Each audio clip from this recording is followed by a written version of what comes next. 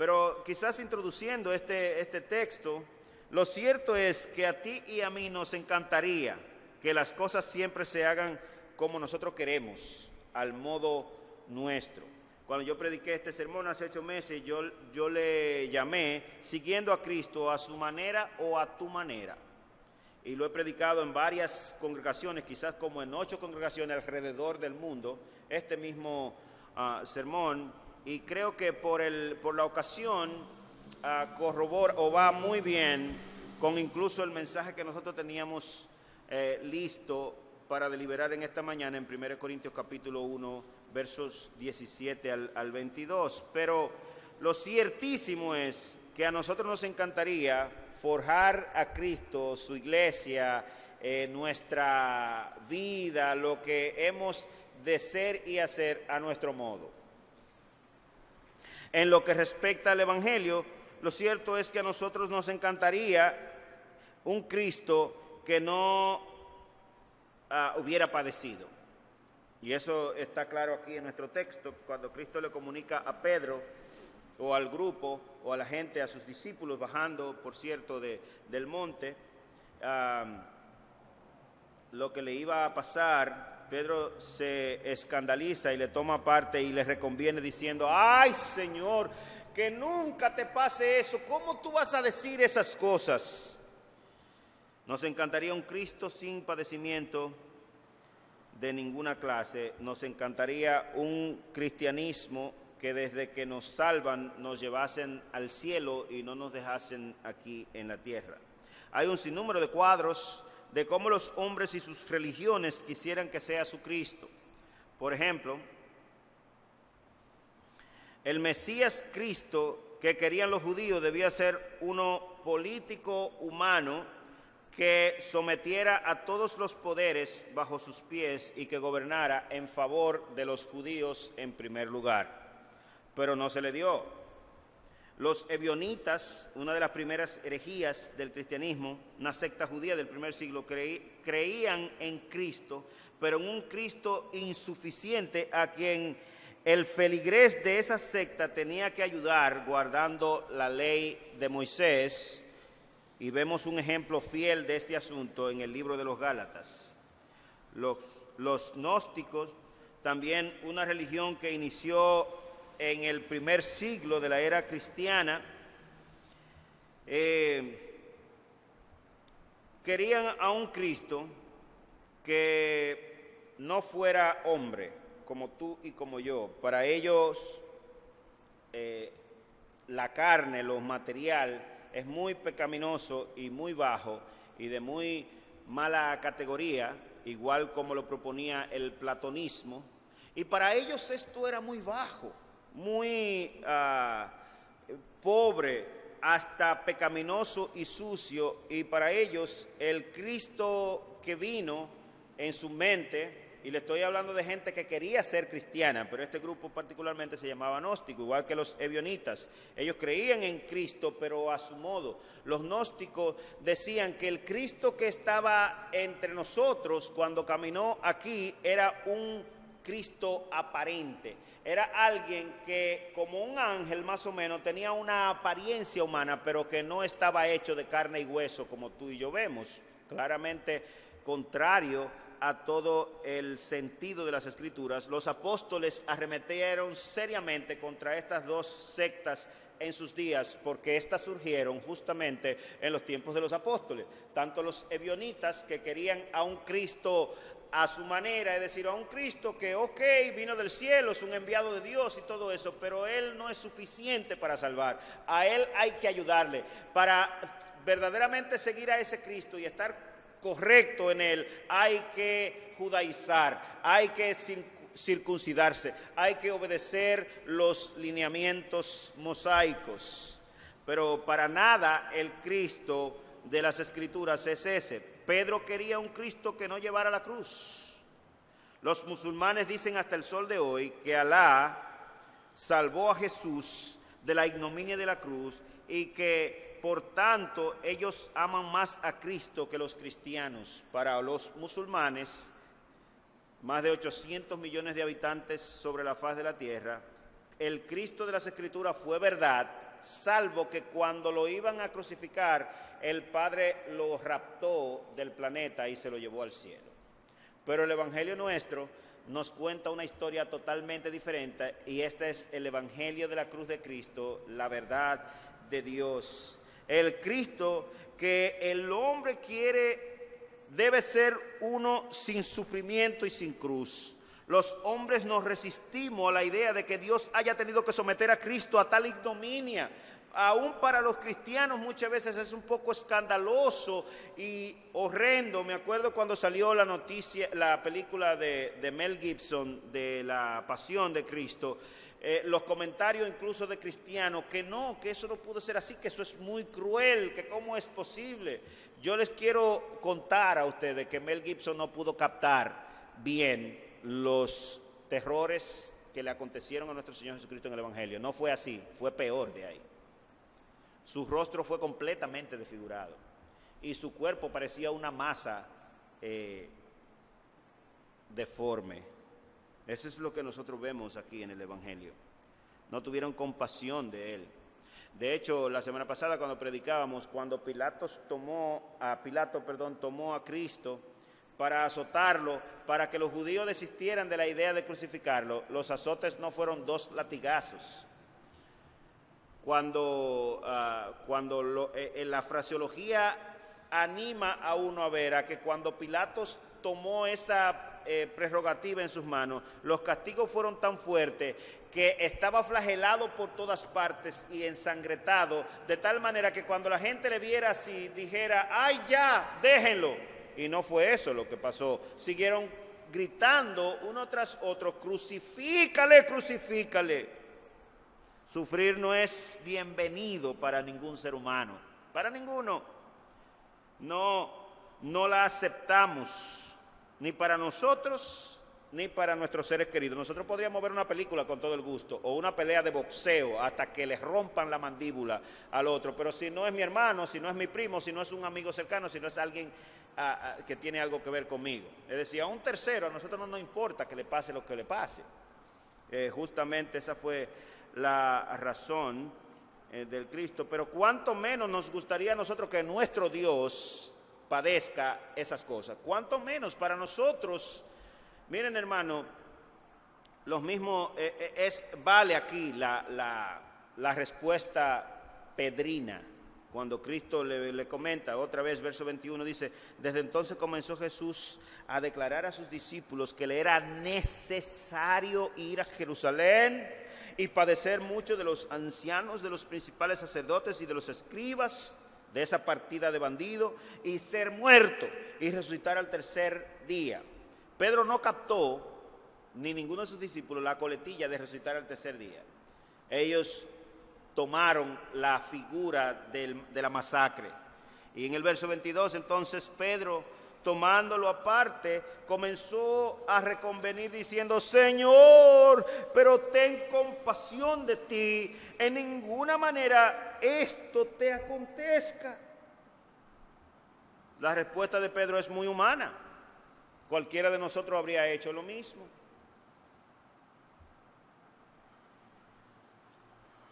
En este capítulo, justamente la sección anterior, si usted puede notar, verso 13, dice que viniendo Jesús a la región de Cesarea de Filipo, preguntó a sus discípulos diciendo, ¿quién dicen los hombres que es el Hijo del Hombre? Ellos dijeron, unos Juan el Bautista, otros Elías el profeta, y otros Jeremías o alguno de los profetas. Él les dijo, ¿y vosotros quién decís que soy yo? Respondiendo Simón Pedro dijo, tú eres el Cristo o el Mesías, el Hijo del Dios viviente, el Hijo del Dios vivo. Entonces le respondió Jesús, señores, esta respuesta aquí de Pedro a la pregunta de Cristo es la primera vez en todo el contexto de la vida de Jesús que hombre alguno declara que Jesús es el Cristo.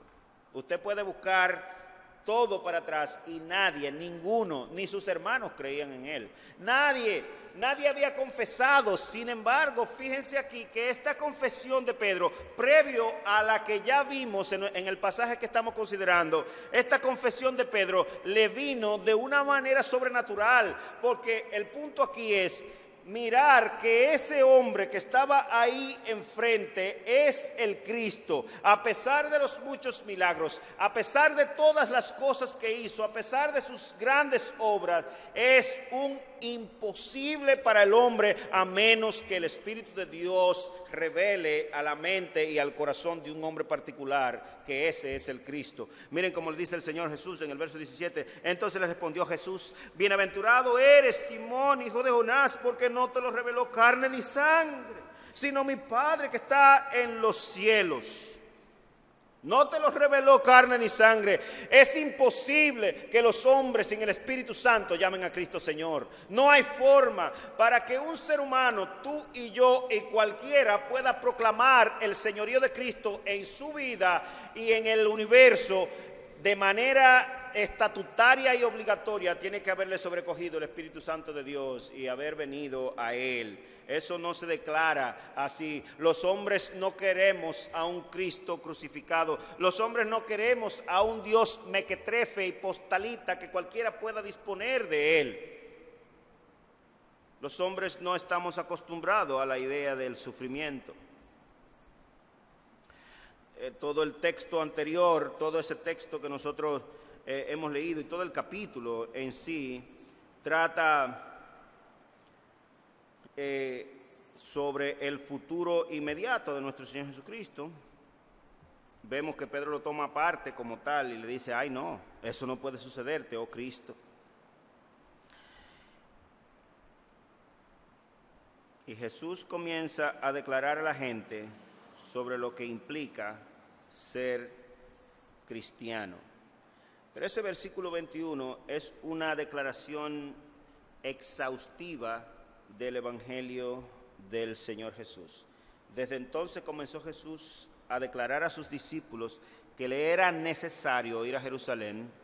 Esta palabra se utiliza pocas veces en el Nuevo Testamento. Le era necesario, estaba agendado, era algo que estaba ya programado en la agenda de Dios. Ir a Jerusalén y padecer mucho de los ancianos, de los principales sacerdotes. Ya describimos a esa camada de delincuentes la semana pasada: los sacerdotes, los ancianos, los escribas, y ser muerto y resucitar al tercer día. No solamente los sacerdotes de la antigüedad eran una camada de delincuentes, los de ahora son iguales. En el contexto de nuestro texto, nosotros vemos, número uno, que se da un recuento del recorrido de Cristo al comenzar el capítulo 16. Y después vemos que Cristo comienza a describir justamente el fundamento y carácter de su iglesia, que es lo que le dice a Pedro: mira Pedro, esto no te lo reveló carne ni sangre, y sobre esta roca, yo te digo que tú eres Pedro, y sobre esta roca edificaré mi iglesia. En otras palabras, Pedro, lo que tú has dicho, esa es la revelación de Dios, y va sobre la revelación de Dios, sobre el fundamento, sobre Cristo, sobre el Cristo que tú has comunicado. Justamente sobre ese fundamento estará edificada mi iglesia.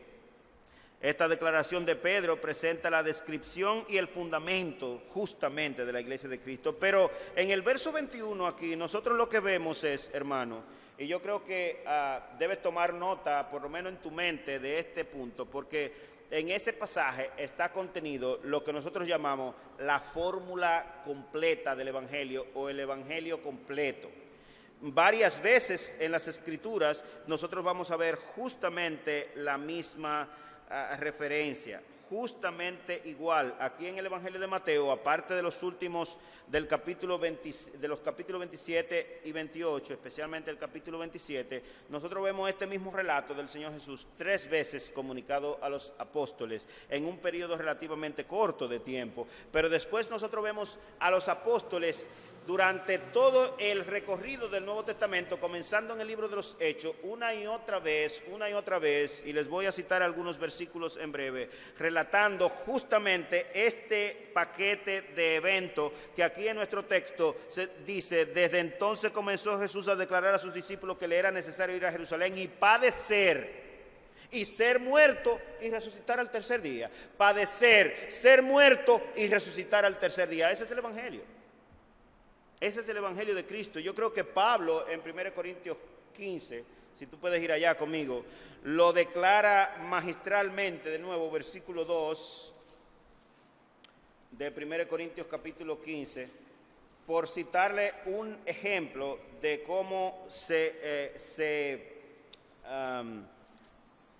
encierra una y otra vez esta misma frase a través del Evangelio. Miren, versículo 3 de 1 Corintios capítulo 15, porque primeramente os he enseñado lo que asimismo recibí, que Cristo murió por nuestros pecados conforme a las Escrituras, y que fue sepultado y que resucitó al tercer día conforme a las Escrituras. Que si confiesas con tu boca, Romanos capítulo 10, versículo 9, que Jesús es Señor. De hecho, en el versículo 8 dice: esta es la palabra de fe que predicamos, que si confiesas con tu boca que Jesús es Señor y creyeres en tu corazón que Dios le levantó de los muertos, serás salvo. Esa es la fórmula del Evangelio. El Evangelio es tan sencillo, lo hemos dicho una y otra vez desde esta plataforma, que hasta un loco, un estúpido de los más estúpidos del planeta puede creer en Cristo. El Evangelio no está supeditado a la sabiduría de los hombres. De hecho, la sabiduría humana a menudo bloquea y le pone un velo al Evangelio de la gracia de Dios, al Evangelio de la cruz de Cristo, como explica Pablo en 1 Corintios capítulo 1 y capítulo 2. En ambos capítulos él se toma la iniciativa de parte de Dios de describir lo que sucede cuando los hombres comenzamos a introducir en el Evangelio la sabiduría humana. Desde entonces, de nuevo leo el versículo 21, comenzó Jesús a declarar a sus discípulos que le era necesario ir a Jerusalén y padecer mucho de los ancianos, de los principales sacerdotes y de los escribas, y ser muerto y resucitar al tercer día. Porque primeramente os he enseñado lo que asimismo recibí, dice Pablo, que no recibió el Evangelio ni de hombre ni por hombre, sino de Cristo mismo, que Cristo murió por nuestros pecados conforme a las Escrituras, y que fue sepultado y que resucitó al tercer día conforme a las Escrituras. Ese es el mensaje del Evangelio de nuestro Señor Jesucristo. Nuestro texto se encarga de proclamar justamente esa verdad. Esta declaración de Cristo sobre la suerte y destino venidero de su persona ante los discípulos, en esta ocasión particular de nuestro texto, no es recibida por los apóstoles. Se trata de una declaración amarga, antinatural, frustrante y dolorosa. Es una locura, es ridículo, pero Señor, nosotros te hemos visto a ti sacar fuera demonios, interactuar con los demonios, echar fuera demonios, sanar enfermos, parar la mar, decir al viento que calle, resucitar muertos, y tú vienes ahora a decirnos a nosotros que tú vas a padecer, que vas a morir, y de ñapa que vas a morir colgado en una cruz. No, tú tienes que estar loco, que eso no te acontezca, oh Cristo. A nosotros nunca nos convencerá, humanamente hablando, la idea de un Cristo sufrido. La declaración revelada corrobora parcialmente con la opinión de todo el pueblo, apuntaba a un Cristo glorioso y reinante a quien le seguían multitudes, pero ahora declara que él iría a Jerusalén a ser maltratado por los líderes políticos y religiosos del pueblo y moriría asesinado por ellos en Jerusalén. Pasaron por alto la tercera declaración, y es resucitar al tercer día. Cualquiera, si me dicen que este hombre que está ahí, que es el Hijo de Dios, que no se lo había declarado ni carne ni sangre. Tú eres el Cristo, el Hijo del Dios viviente. Te hemos visto hacer uno y otro milagro una y otra vez, como declara Juan en el capítulo 20, versos 30 y 31, que si se hubieran escrito todas las señales que nuestro Señor Jesucristo hizo, faltarían libros en el planeta para escribirlo. Una exageración del lenguaje, pero claramente diciéndonos que fueron miles y miles de aconteceres milagrosos que nuestro Señor hizo en frente de sus discípulos, y ahora Cristo le dice que va a padecer. Cualquiera responde de esa manera. No se trata de un evento sencillo. Piense un poco, no se trata de algo natural, no se trata de algo que es dulce de tragar y suave y dócil. ¿Qué implica nuestro texto?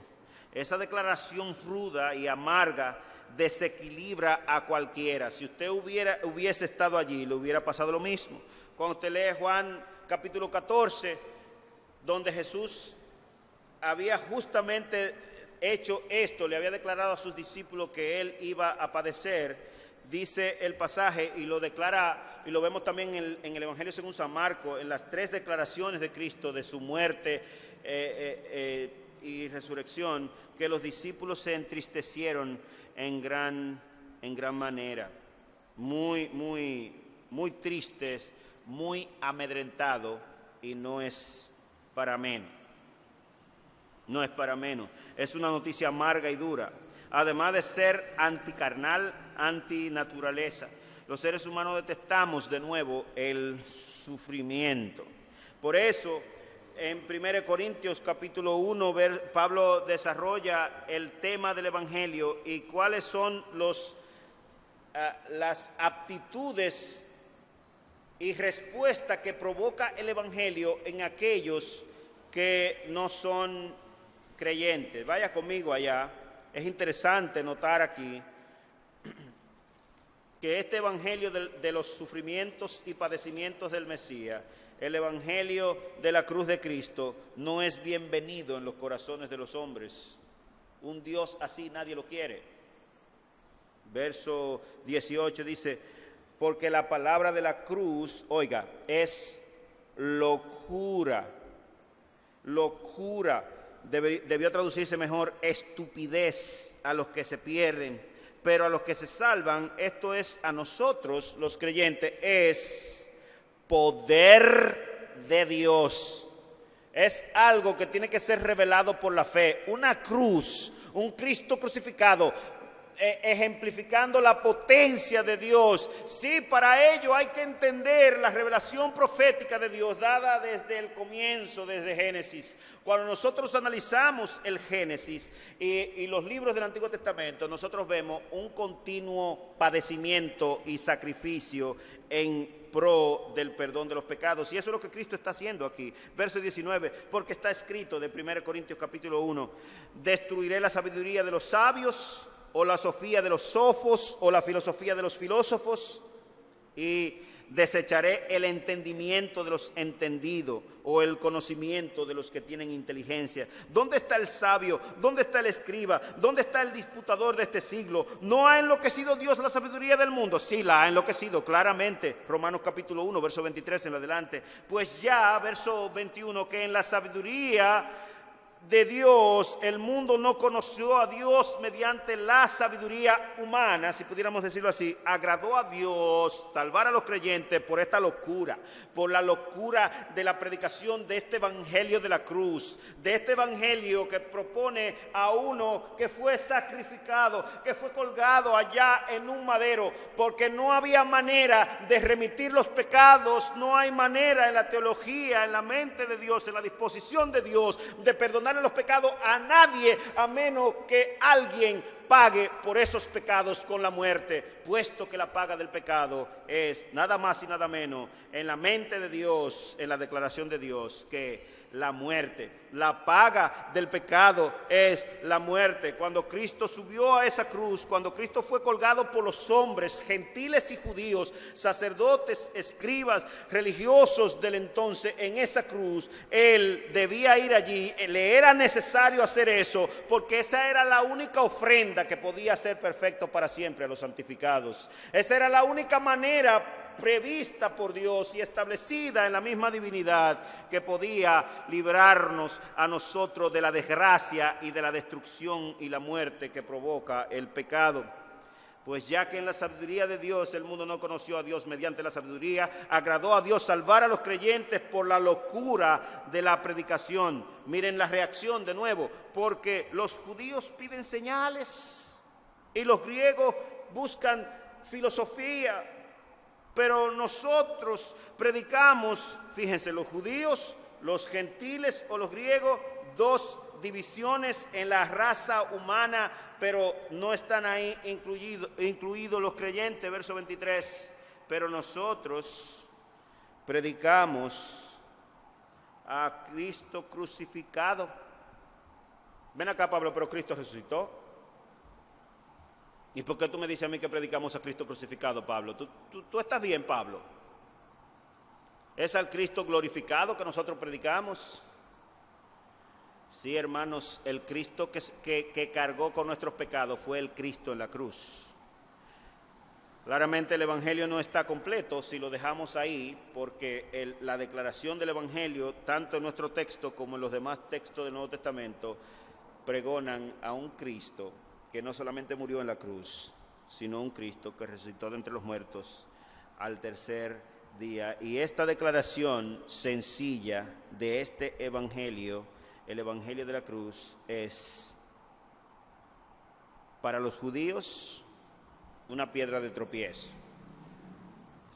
Para esa gente es imposible pensar en Jesucristo como Dios. Hasta el sol de hoy, 2000 años de reflexión, ellos no han podido jamás ver en alguien que está colgado en un madero y colgado en un madero por los hombres como que ese alguien es el Hijo de Dios. Ellos no entendían la revelación profética, ellos no entendían el mensaje del Antiguo Testamento, ellos estaban completamente velados para ver a un Cristo sufrido, como lo declaraba Isaías 53, como vimos la semana pasada, o el Salmo 22, por ejemplo, o el Salmo 2.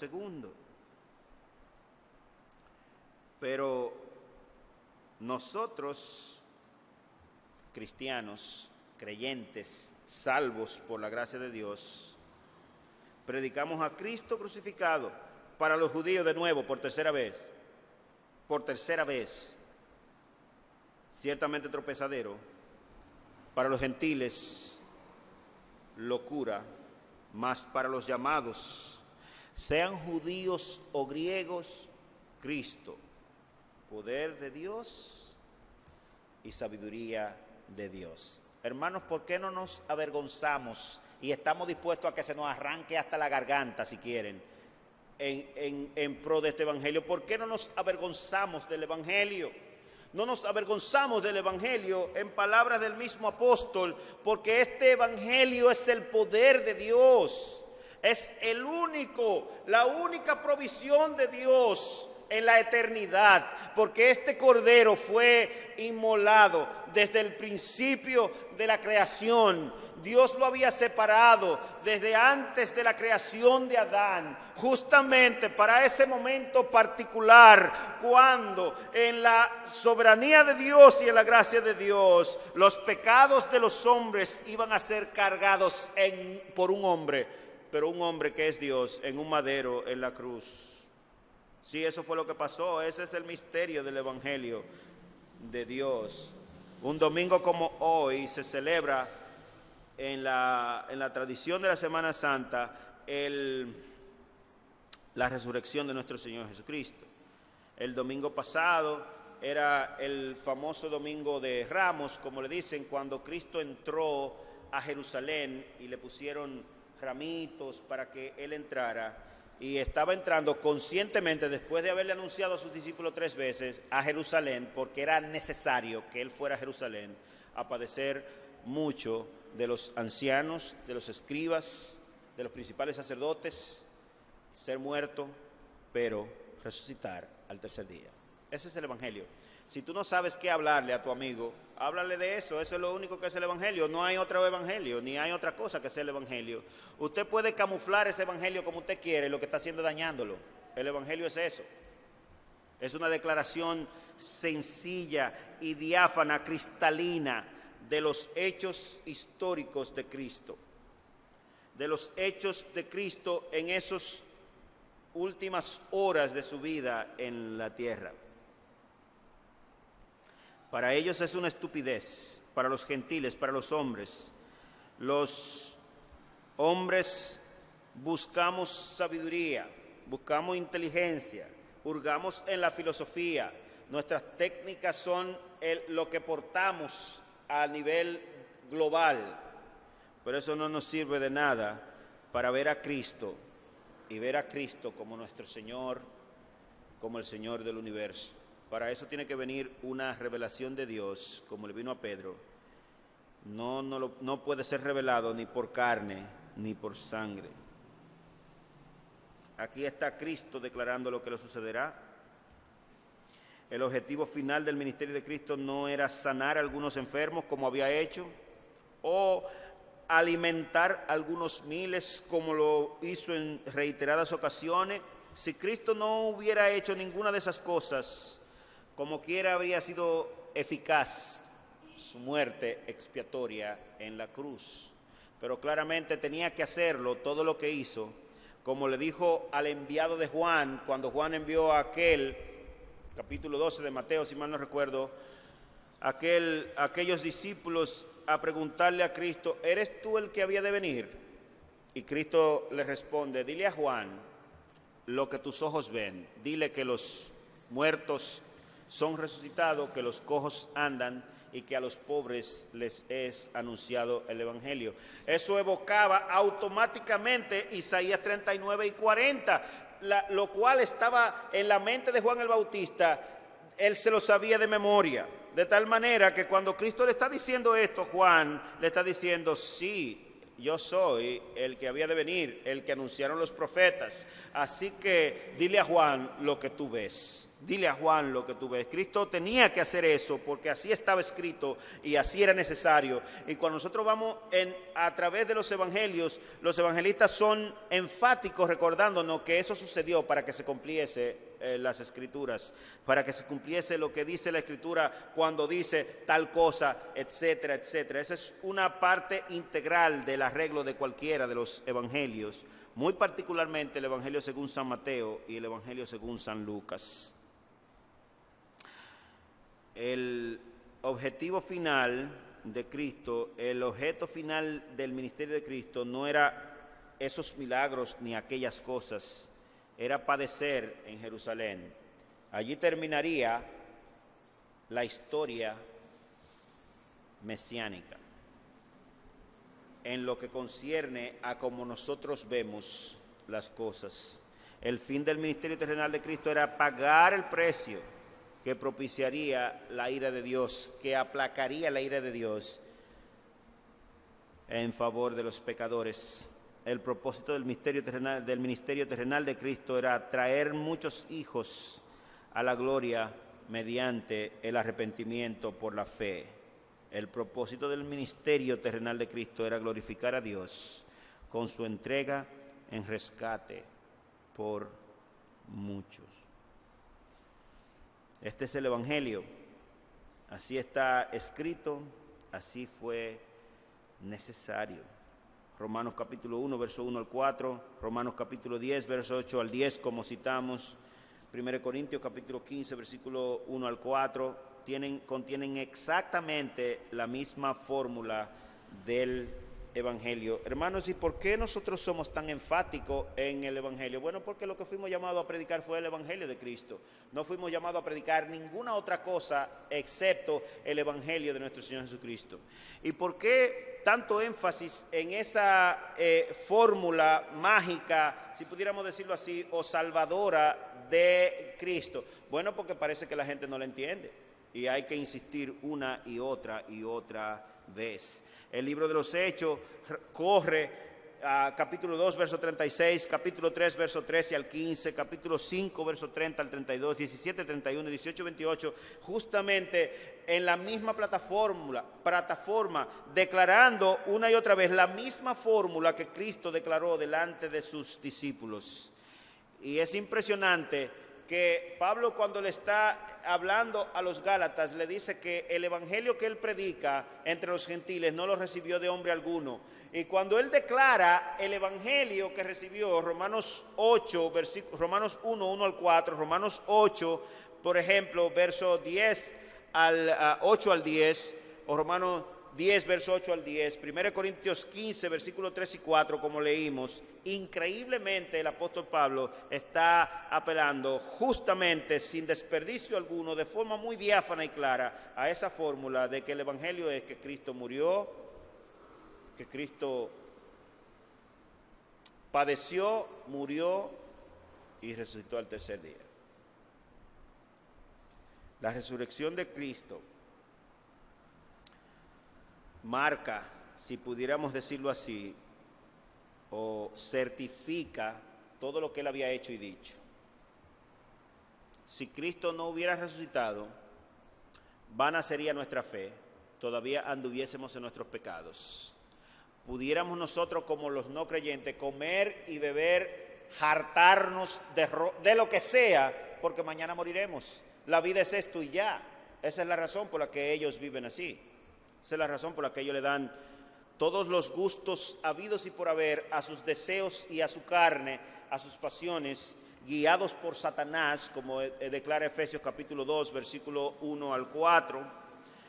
Pero nosotros que hemos sido lavados, que hemos sido limpiados, que hemos sido llamados de entre el mundo a salir fuera del mundo y a caminar hacia la Canaán celestial, hacia la Jerusalén celestial, por el poder de Dios hemos sido claramente librados de esa vida. Increíblemente la muerte de Cristo fue sustituta en nuestro favor y Él mismo se encargó de que justamente por esa muerte de Él en la cruz y por la anunciación de esa potencia, de esa palabra súper sencilla y aparentemente estúpida, muchos millones y millones de hombres y mujeres saliéramos de esa condición, del muladar, del lodo, del fango, de la oscuridad, de la perdición y del pecado para vivir para Cristo. Esa resurrección de Cristo justamente certifica eso. Este evangelio es el poder de Dios, porque Cristo pagó por nuestros pecados en la cruz. Pero este evangelio es el poder de Dios, porque Cristo, al pagar en la cruz, certificó al tercer día claramente, con su resurrección de entre los muertos, que Él era quien dijo ser.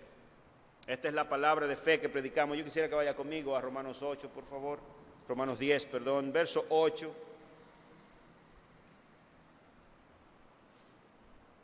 Una y otra vez, no me es gravoso el repetirle una y otra vez las mismas cosas.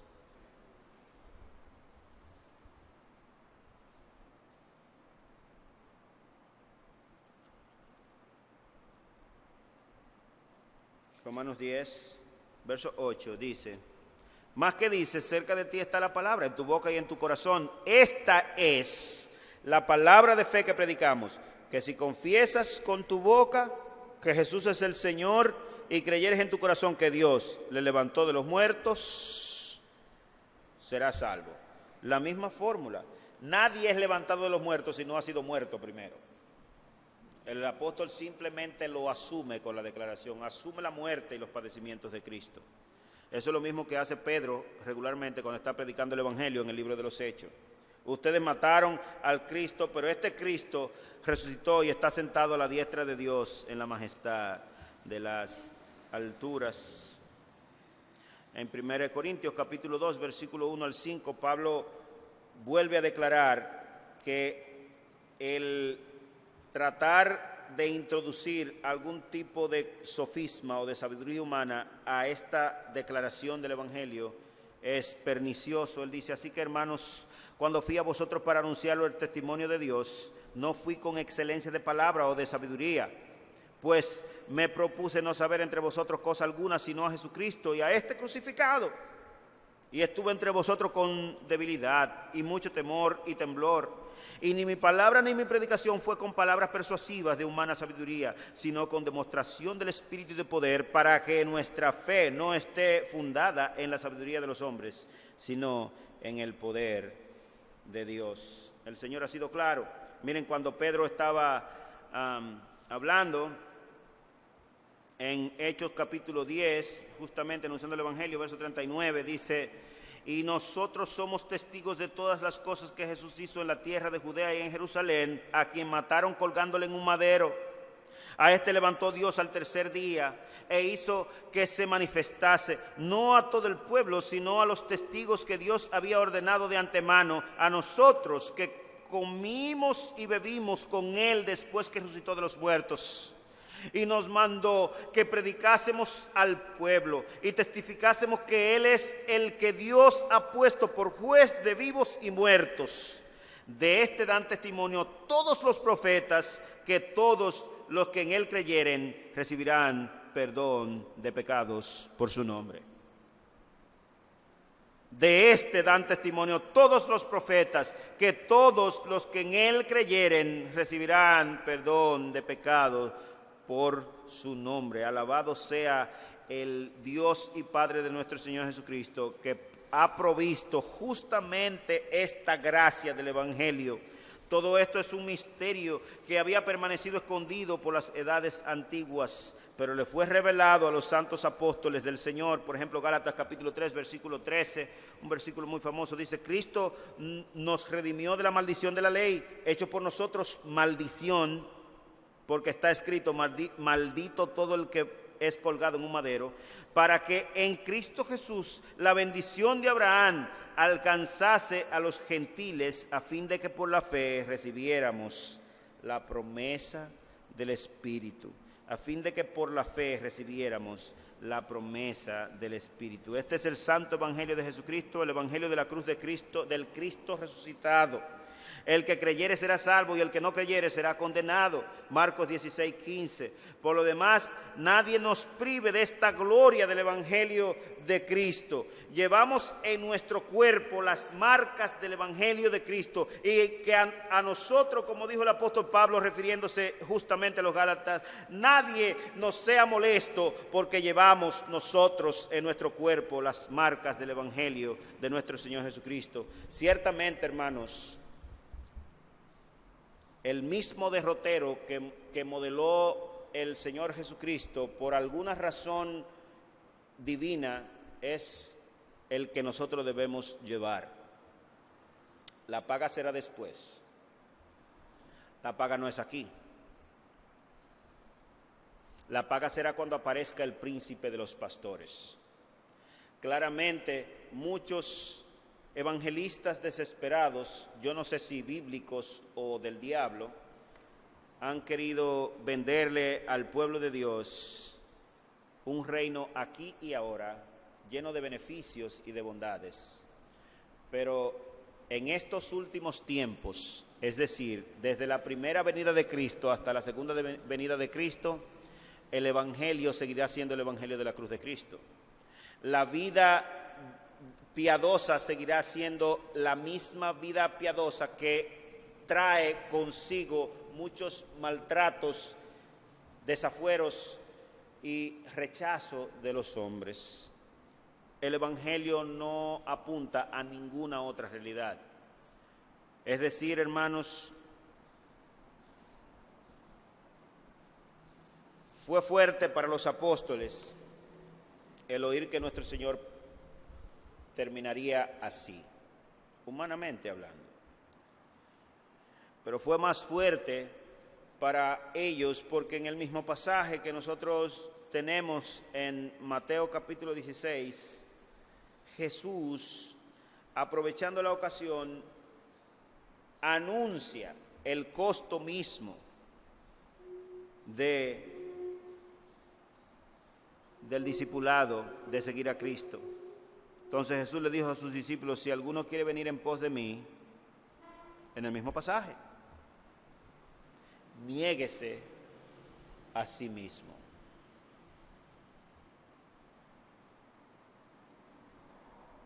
Y la palabrita que a nosotros no nos gusta para nada, tome su cruz. No la cruz mía, ni la cruz de aquel, la cruz de Cristo. La cruz que yo debo cargar es la cruz de Cristo. Por eso que Pablo dice, yo llevo en mi cuerpo las marcas del Evangelio. Ahora a mí nadie me sea molesto. Y si a alguno conocí según la carne, ya no lo conozco así, lo conozco según Cristo. Cuando Pablo anuncia en Filipenses capítulo 2, versículo 5 en adelante, los sufrimientos y padecimientos del Mesías, que fue tal la humillación que se entregó a sí mismo hasta la muerte y muerte de cruz. En el capítulo 3, Pablo comienza a decir de él, y yo aventajaba a muchos de mis contemporáneos. Yo fui circuncidado el 8º día, yo esto, yo aquello, yo tengo muchas glorias, tuve muchas glorias en el judaísmo y en mi vida. Y dice, y todo eso lo he considerado, lo tengo como basura, como estiércol, contar de que Cristo sea mi gloria, contar de ganar a Cristo. Hermanos, los sufrimientos del Mesías fueron suficientes para salvarnos, pero por alguna razón que yo no sé, la trayectoria evangélica, la trayectoria de los hijos de Dios sería en esta tierra de sufrimientos y padecimientos. Eso es lo que nadie quiere. Si alguno quiere venir en pos de mí, está cerrando aquí Cristo su discurso frente a los discípulos. Niéguese a sí mismo, tome su cruz cada día y sígame. Se le acercó este joven al Señor. Señor, ¿y qué yo tengo que hacer para ser salvo? Vende todo lo que tiene, dáselo a los pobres y ven y sígueme. Ay, Señor, pero yo no puedo hacer eso. Y de una vez él corre. Se le acercaron los discípulos. Señor, pero si así, ¿quién podrá ser salvo? ¿Quién podrá ser salvo? Lucas 18, Mateo 19, se encuentra esa historia en ambos pasajes. Y el Señor le dice, nadie. Pero lo que es imposible para los hombres es posible para Dios. Y ahí entonces ellos respiran y dicen, Señor, nosotros lo hemos dejado todo y te hemos seguido. ¿Qué nos va a nosotros? ¿Qué nos toca? Y Jesús les responde, de cierto les digo que no hay nadie que haya dejado hermano, hermana, padre, madre, hijos, hijas, tierra, lo que sea por mi causa, que no haya de recibir 100 veces más en esta vida y en la venidera, la vida eterna.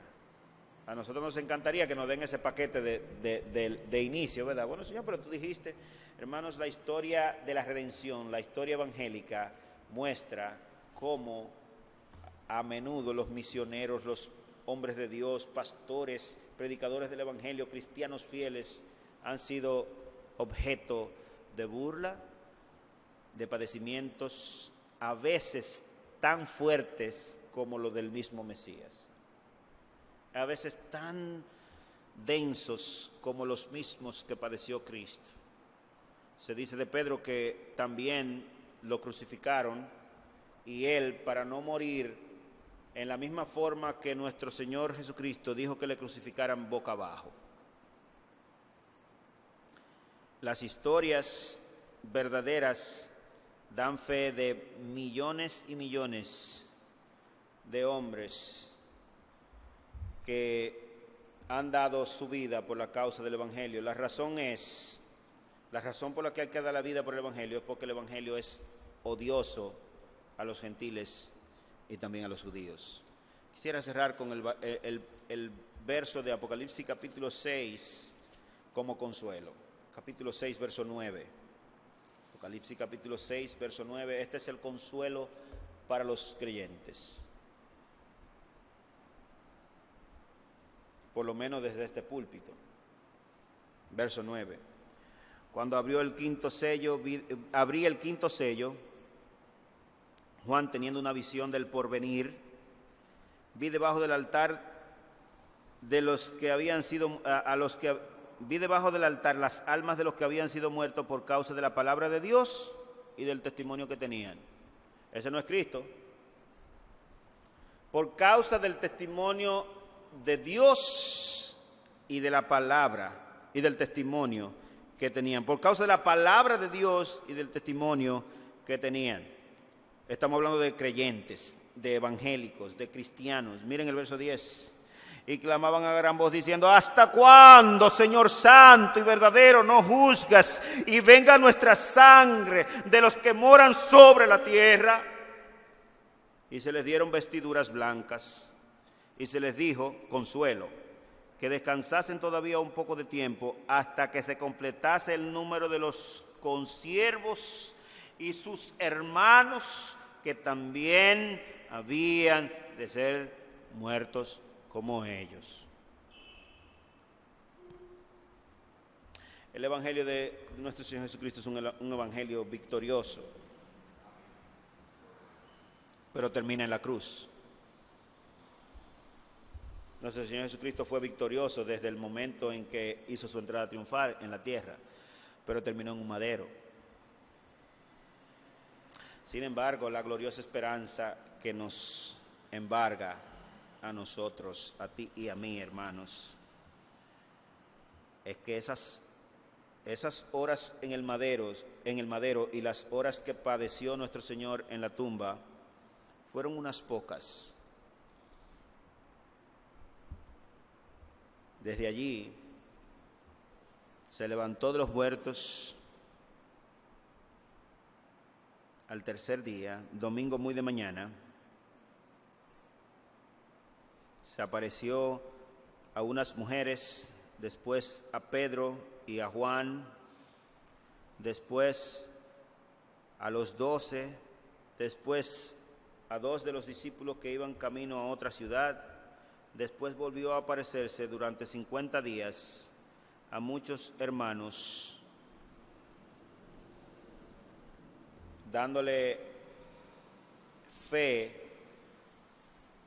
de la resurrección y terminando de decirle las cosas que debían ser dichas, pero que para ello ellos no la comprenderían ni la recibirían antes de este evento de la resurrección.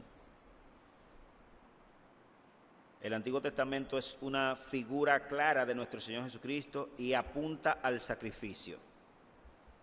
El Antiguo Testamento también habla del reinado universal del Mesías. La fórmula del Evangelio habla claramente de un Cristo en la cruz, muriendo por los pecados de aquellos que creen en todas las tribus, naciones y lenguas. Cuando Juan tuvo esa visión, vio a los que ya habían muerto en el momento en el que él veía la visión y estaban en el cielo, debajo del altar, solamente anímicamente en sus almas. Y esas almas clamaban y decían al Señor: pero Señor, ¿cuándo vengarás nuestra sangre de los que todavía moran en la tierra?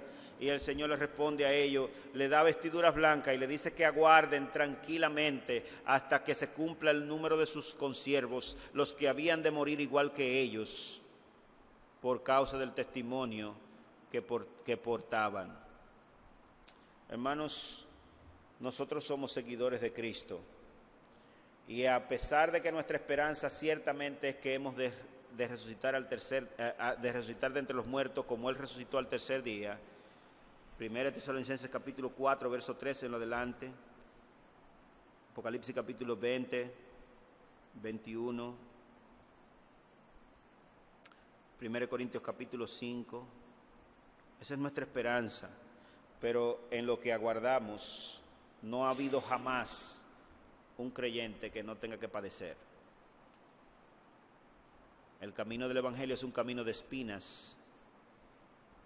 Entrad por la puerta estrecha, porque ancha es la puerta y espacioso el camino que lleva a la perdición, y muchos son los que entran por ella. pero es angosto es el camino y estrecha es la puerta que lleva a la vida. La vida de Cristo modeló nuestra vida. Yo quisiera cerrar en esta mañana y quisiera pedirte que medites, que cierres tus ojos y te pongas en una actitud en esta mañana de reflexión.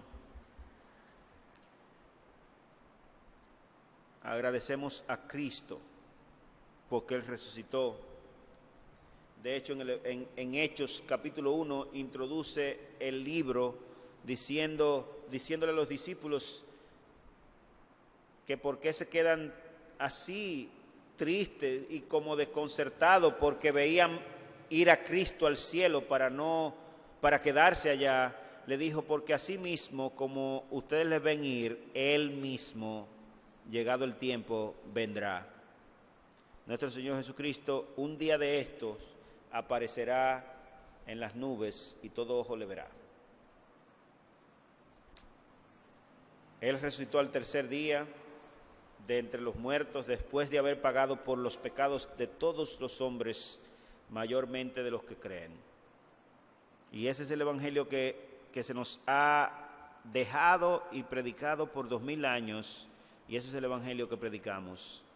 Agradecidos estamos de Cristo por haber hecho eso en favor nuestro y por su resurrección de entre los muertos,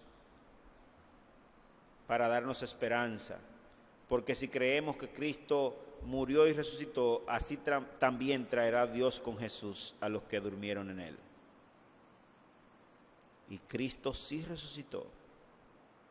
Los testimonios son más que suficientes, pero el testimonio de los santos en la historia también es una muestra clara de la verdad, de la potencia y la verdad de ese evangelio de Cristo. Y si hay alguno aquí en esta mañana que no había comprendido el misterio del evangelio y Dios le ha hablado a su mente, a su alma, a su corazón en esta mañana, mira, estimado amigo o amiga, ese es el evangelio de Cristo.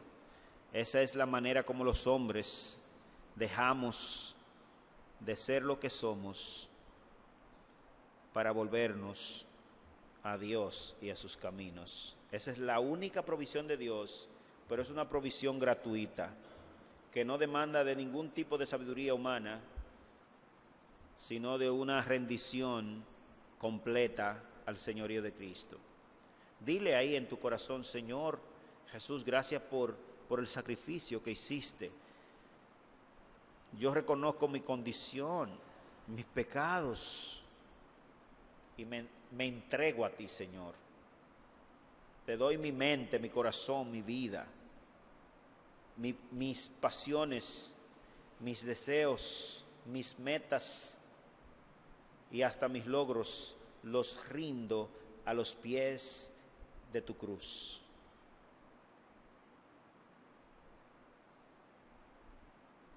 Gracias por haber sido tan bueno.